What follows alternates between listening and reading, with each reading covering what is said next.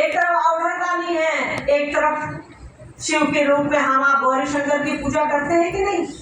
तीज में महिलाएं उनके लिए अपने पति के जीवन की लंबी आयु के लिए प्रार्थनाएं करती है। वही शिव महाकाल के रूप में आप ही के बनारस में कहा जाता है कि वो मणिकर्णिका घाट पर लाशों को जलाते हैं। कहानियां है ना आपके शहर की, तो वो देखिए वहां कुछ भी नहीं है और सब कुछ है। एक तरफ निहंगी है वो, एक तरफ दुनिया के मालिक है, एक तरफ उमापति है वो, एक तरफ शमशानी है।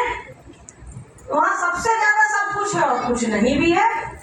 मृग छाल पहने, वो व्याघ्र शर्म का कपड़ा पहने रहते हैं, बताइए। और वो दुनिया के अधिपति हैं, महेश्वर है वो, परमेश्वर है, परमात्मा कहा गया है। सबसे बड़ा ईश्वर है वो, महेश्वर। ईश्वरों में जो सबसे महान है उसको कहा गया है, शिव को कहा गया है। गुरुओं में जो सर्वश्रेष्ठ है वो शिव को कहा गया है। और निहंगी भी वही है, शमशानी भी वही है, महाकाल भी वही है। जहाँ सब कुछ है, जहाँ कुछ भी नहीं है, यही है आवेश रहित आवेश।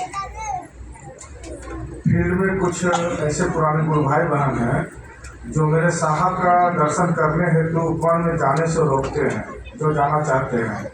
तो क्या हमें इसके लिए क्या करना चाहिए? देखिए, कोई उपवन जाना चाहता है या नहीं जाना चाहता, ये उसका व्यक्तिगत विषय है। जाना चाहे, आपके पास पैसे हैं और आपके पास इच्छा है, जरूर जाइए। साहब का स्थान है, साहब तो कई हर जगह है। साहब ने अपने आप को स्थान से तो बांधा नहीं है। हाँ, जो मना कर रहे हैं वो ये काम ठीक नहीं करते हैं। जिसको जहाँ जाना है जाए, वो स्वतंत्र है, पैसा है और आपकी इच्छा है तो जरूर जाइए। क्यों नहीं जाइएगा? साहब की चीजें हैं वहाँ, साहब ने क्या किया है, वहाँ रहे हैं, अंतिम समय साहब का गुजरा है, क्यों नहीं जाइएगा? बिल्कुल। अगर आप किसी के रोकने से रुकते हैं तो भैया रोकने वाले की गलती नहीं है, जो रुक रहा है उसकी गलती है।